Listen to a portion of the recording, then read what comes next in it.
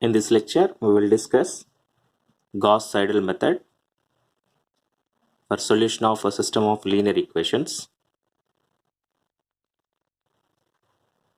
Let the given system be a11x1 plus a12x2 plus a13x3 is equal to b1, a21x1 plus a22x2 plus a23x3 is equal to b2, and a31x1 plus a32x2 plus a33x3 is equal to b3. Be principal dominant.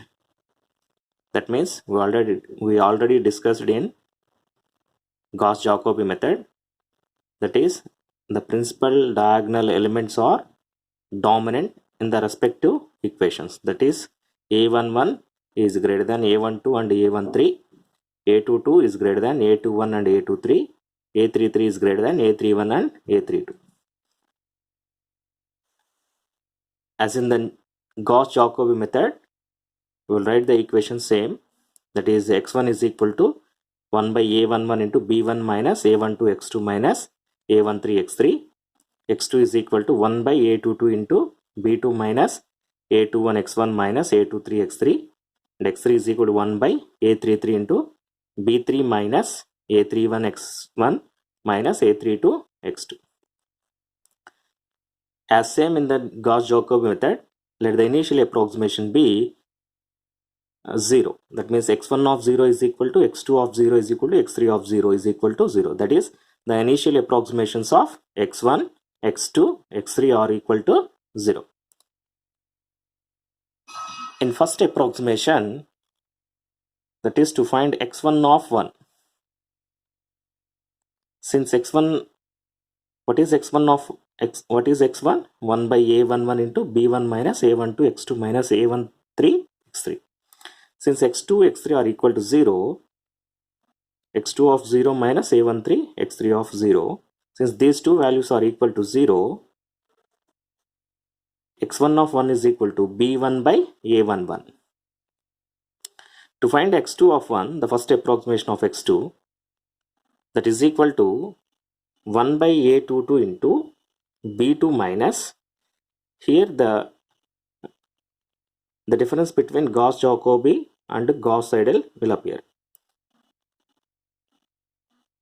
What is the previous value of x1? The previous value of x1 is x1 of 1 minus a23 into, what is the previous value of x3? It is x3 of 0. So that is equal to 1 by a22 into b2 minus a21 into, what is x1 of 1? b1 by a11. Now you have x1 of 1 and x2 of 1. These are the two previous approximations of x1 and x2. To calculate the first approximation of x3, we will use these two values, that is 1 by a33 into b3 minus a31 into x1 of 1 minus a32 into x2 of 1. Since because the previous approximations of x1, x2 are x1 of 1 and x2 of 1. But in Gauss-Jacobi method, here also we will write x1 of 0 and x2 of 0, the initial approximations. But here in Gauss-Seidel method, we will take the immediate previous approximations to calculate the present approximation value. Okay, so on substituting x1 of 1, what is x1 of 1? b1 by a11, and what is x2 of 1? This value. We will get the first approximations. Once again, observe that to find the second approximation, x1 of 2 is equal to 1 by a11 into b1 minus a12 into, what is the previous approximation of x2? x2 of 1. Currently we have the previous approximation is x2 of 1. The previous approximation, current approximation of x3 is x3 of 1. So that's why we have written x1 of 2 is equal to a11 into b1 minus a12 x2 of 1 minus a13 x3 of 1. To calculate x2 of 2, that is equal to 1 by a22 into b2 minus a21 into, what is the previous approximation of x1? Currently we have the previous approximation is x1 of 2. We will substitute this value as x1 of 2 minus A23 into what is the previous approximation of x3? Currently we have only x3 of 1. So that's why we are writing x3 of 1.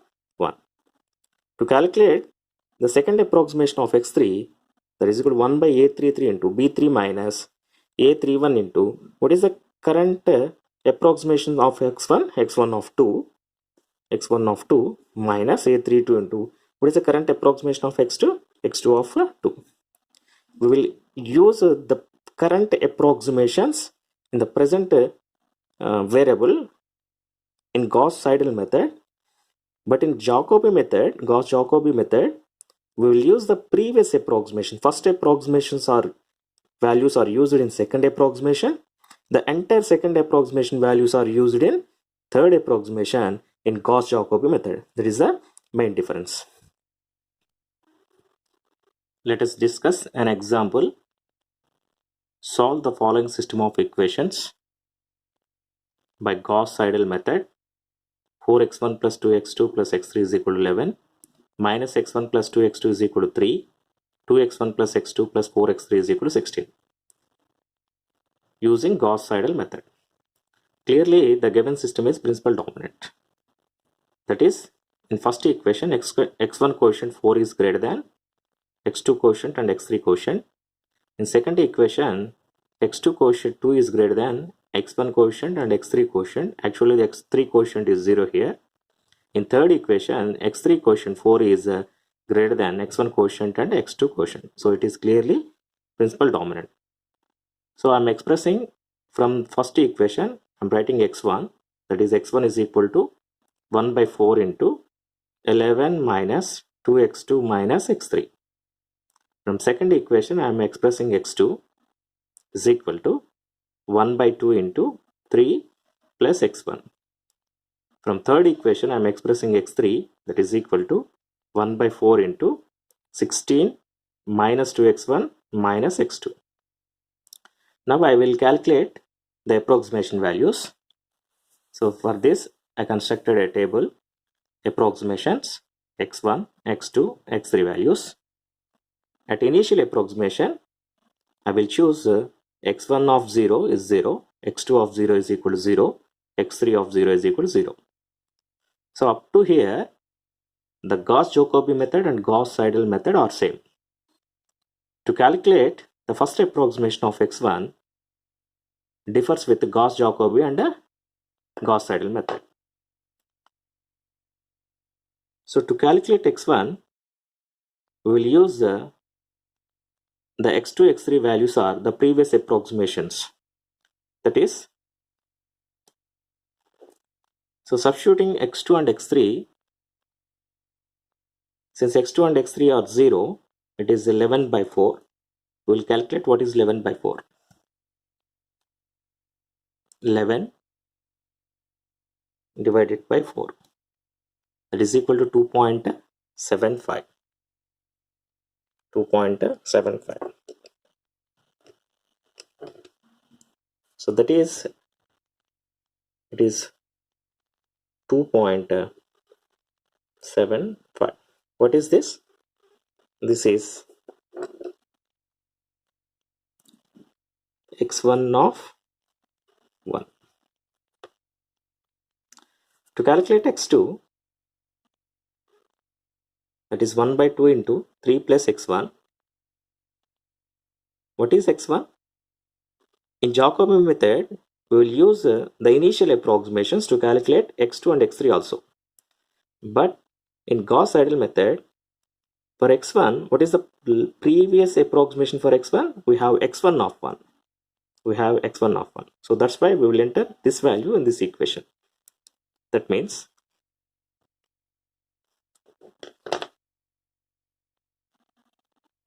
three plus, what is x1? My present x1 is 2.75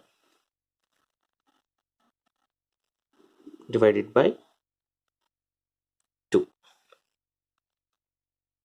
That is equal to 2.875. So this is 2.875. So what is this? This is x2 of 1. Okay. So to calculate x3,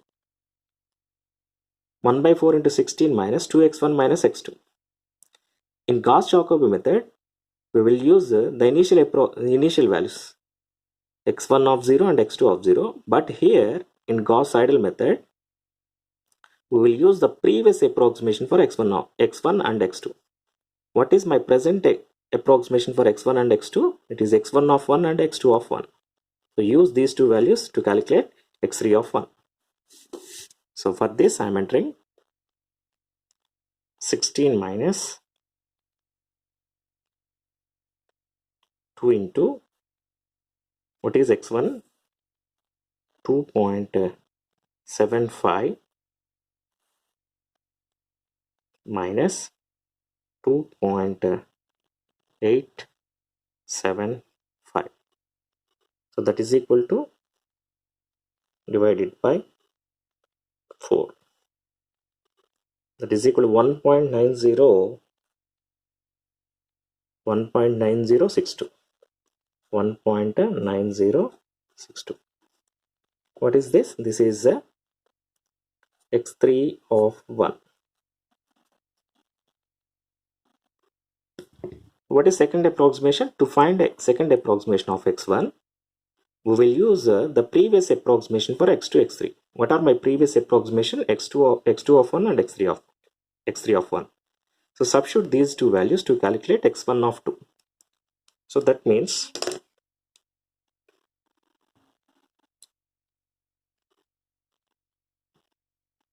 (11 minus 2 into x2 of 1 means 2.875 minus x3 of 1 means 1.9062 divided by 4. So it gives 0.8359.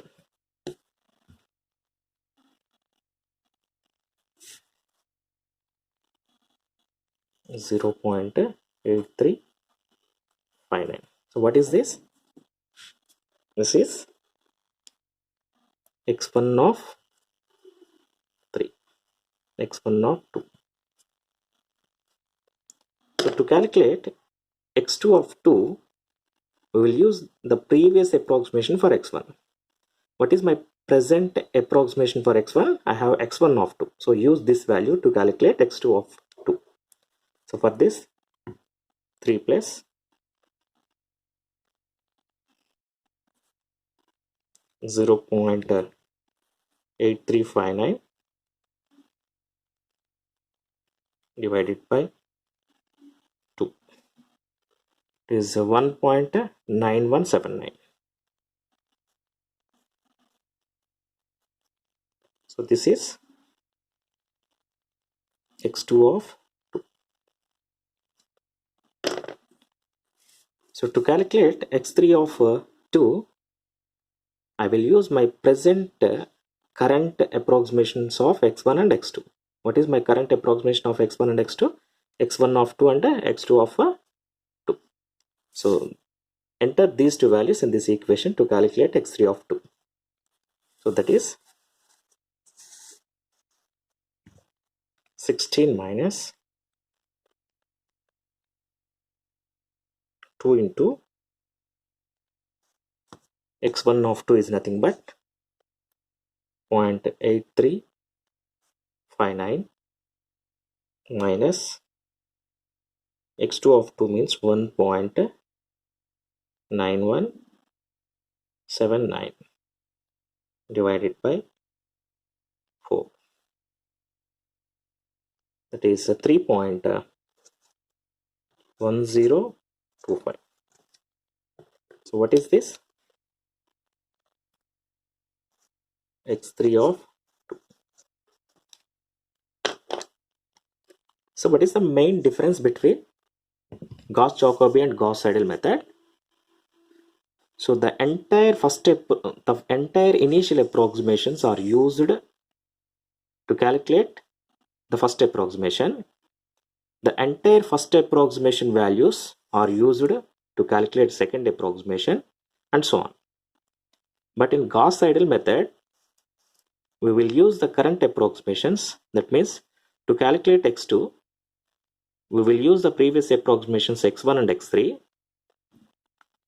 To calculate x3, we will use the previous approximations of x2, x1, these two.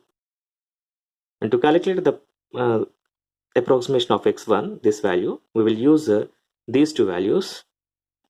And to calculate this value, we will use these two values. And to calculate this value, we will use these two values. The previous current approximations are used to calculate the next approximation values. Okay, I have calculated up to the fourth approximations. So these are the values of third approximations and these are the values of fourth approximation. So observing at fourth approximation, so this is approximately equal to 1 and this is approximately equal to 2 and this is approximately equal to 3. So I can conclude x1 is equal to 1, x2 is equal to 2 and x3 is equal to 3.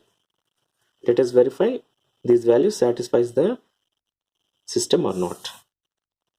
So 1, 2, 3 are our solution, is our solution. So 4 into 1 plus 2 into 2 is 4, 4 plus 4 is 8 plus 3 is 11, minus 1 plus 2 into 2 is 4, 4 minus 1 is 3, 2 into 1 2 plus 2 4 plus 4 into 3 is 12 plus 4 is 16. So 1, 2, 3 is the solution satisfying the given system of linear equation. Thank you very much.